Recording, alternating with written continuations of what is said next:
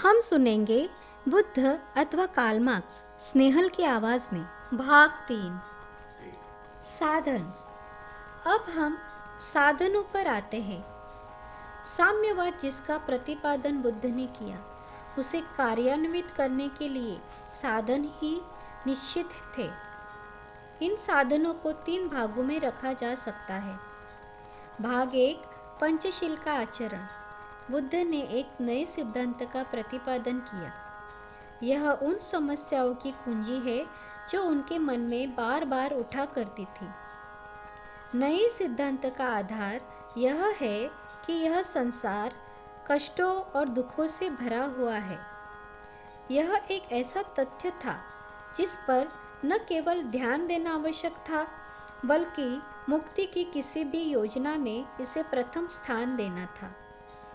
इस तथ्य को मान्य कर बुद्ध ने इसे अपने सिद्धांत का आधार बनाया।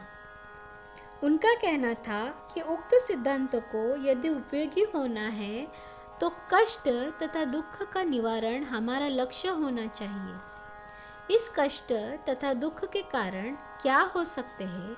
इस प्रश्न के उत्तर में बुद्ध ने यह पाया कि इसके कारण केवल 2 हो सकते हैं। मनुष्य के कष्ट तथा दुख उसके अपने ही दुराचरण के फलस्वरूप हो सकते हैं। दुख के इस कारण का निराकरण करने के लिए उन्होंने पंचशील का अनुपालन करने का उपदेश दिया। पंचशील में निम्नलिखित बातें आती हैं। 1.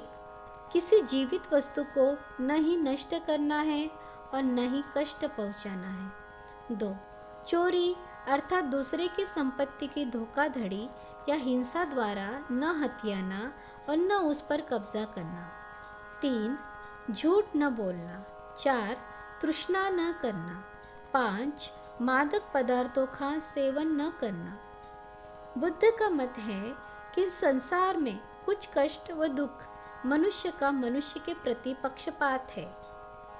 इस पक्षपात का निराकरण किस प्रकार किया जाए? मनुष्य के प्रति मनुष्य के पक्षपात का निराकरण करने के लिए बुद्ध ने आर्य अष्टांग मार्ग निर्धारित किया। इस अष्टांग मार्ग के तत्व इस प्रकार है। 1. सम्यक दृष्टि अर्थात अंधविश्वास से मुक्ति। 2. सम्यक संकल्प जो बुद्धिमान तथा उत्साहपूर्ण व्यक्तियों के योग्य होता है। 3. सम्यक वचन अर्थात दयापूर्ण स्पष्ट तथा सत्य भाषण। 4. सम्यक आचरण अर्थात शांतिपूर्ण ईमानदारी तथा शुद्ध आचरण। 5. सम्यक जीविका अर्थात किसी भी जीवधारी को किसी भी प्रकार की क्षति या चोट न पहुंचाना। 6. अन्य 7 बातों में सम्यक परीक्षण। 7. सम्यक स्मृति अर्थात एक सक्रिय तथा जागरूक मस्तिष्क। और 8.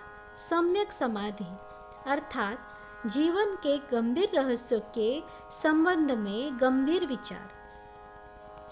इस आर्य अष्टांग मार्ग का उद्देश्य पृथ्वी पर धर्मपरायणता तथा न्याय संगत राज्य की स्थापना करना तथा उसके द्वारा संसार के दुख तथा विषाद को मिटाना है। सिद्धांत का तीसरा अंग निब्बाण का सिद्धांत है।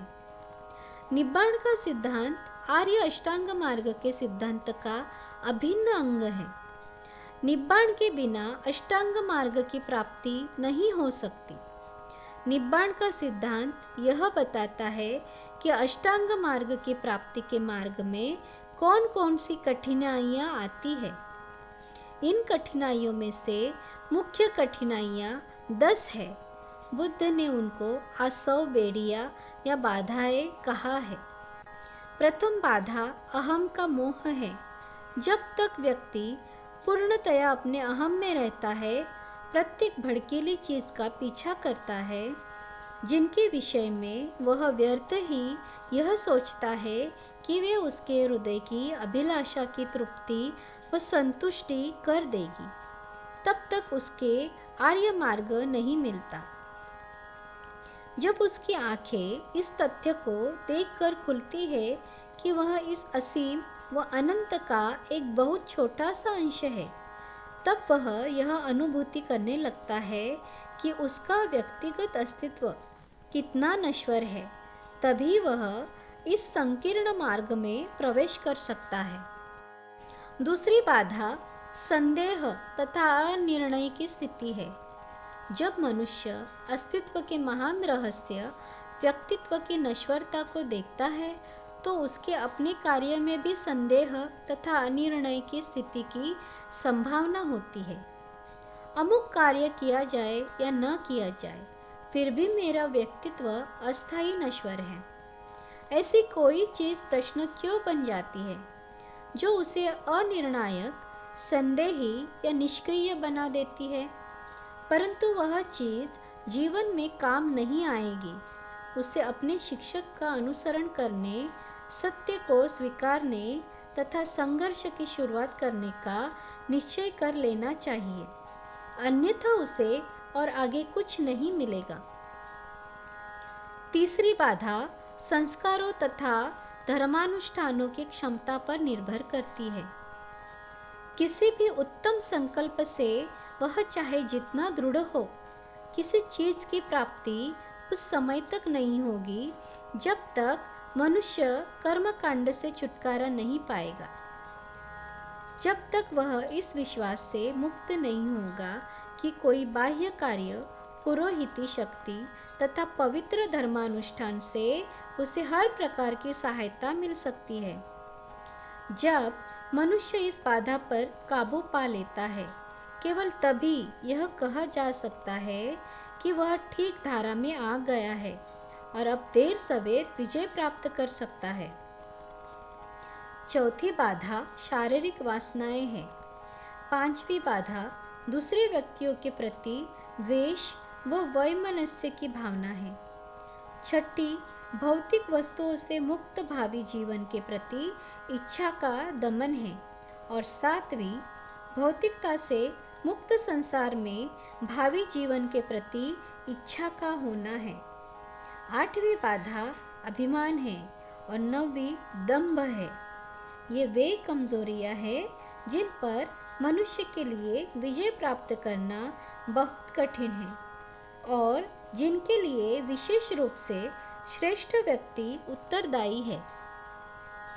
यह उन लोगों के लिए निंदा की बात है जो आपने आप से कम योग्य तथा कम पवित्र है। 10वीं बाधा अज्ञानता है।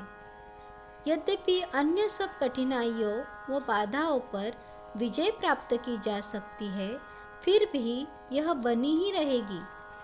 यह बुद्धिमान तथा अच्छे व्यक्ति के शरीर में कांटे के समान चुभती रहेगी। यह मनुष्य की अंतिम तथा सबसे बड़ी शत्रु है। आर्य अष्टांग मार्ग का अनुसरण करके इन बाधाओं पर विजय प्राप्त करना ही निब्बाण है। आर्य अष्टांग मार्ग सिद्धांत यह बताता है कि मनुष्य को मन की कौन सी स्थिति व मनोवृत्ति का परिश्रम पूर्वक पोषण करना चाहिए। निब्बाण का सिद्धांत उस प्रलोभन या बाधा के विषय में बताता है जिस पर यदि व्यक्ति आर्य अष्टांग मार्ग का अनुसरण करना चाहता है तो उन पर गंभीरतापूर्वक विजय प्राप्त करनी चाहिए। नवीन सिद्धांत का चौथा भाग पारमिता का सिद्धांत है। पारमिता का सिद्धांत एक व्यक्ति के दैनिक जीवन में 10 गुणों का आचरण करके प्रेरित करता है। वे 10 गुण इस प्रकार हैं: 1 पन्न, 2 शील, 3 नेक्खम, 4 दान, 5 वीर्य, 6 खांति तथा शांति, 7 सच्च, 8 अधिष्ठान, 9 मित्त और 10 उपेक्षा। पन्न या बुद्धि वह प्रकाश है जो अविद्या, मोह या अज्ञान के अंधकार को हटाता है।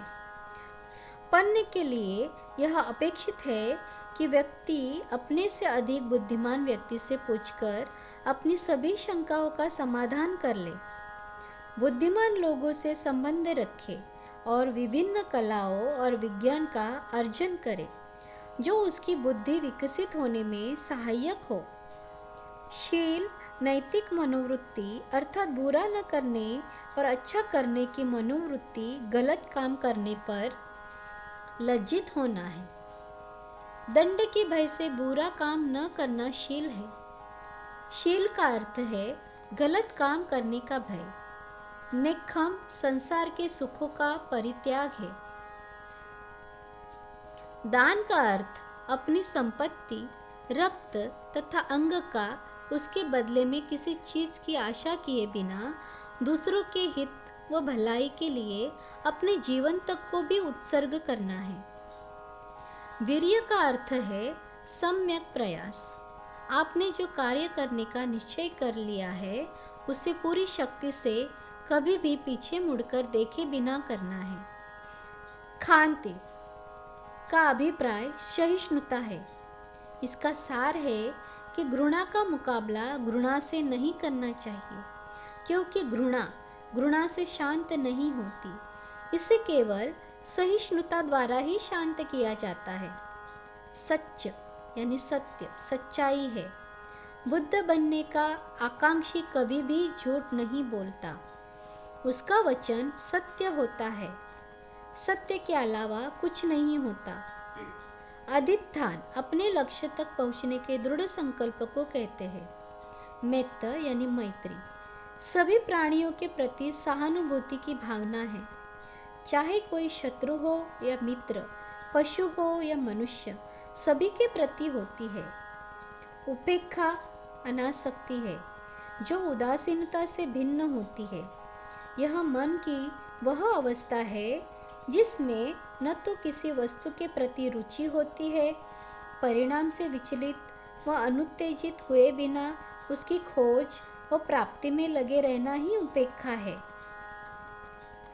प्रत्येक व्यक्ति को चाहिए कि वह इन गुणों को अपनी पूर्ण सामर्थ्य के साथ अपने व्यवहार में अपनाए, इन पर आचरण करे। यही कारण है कि इन्हें पारमिता कहा जाता है। यही वह सिद्धांत है जिसे बुद्ध ने संसार में दुख तथा क्लेश की समाप्ति के लिए अपने बोध व ज्ञान के परिणाम स्वरूप प्रतिपादित किया है। स्पष्ट है कि बुद्ध ने जो साधन अपनाए वे स्वेच्छापूर्वक अनुसरण करके मनुष्य की नैतिक मनोवृत्ति को परिवर्तित करने के लिए थे।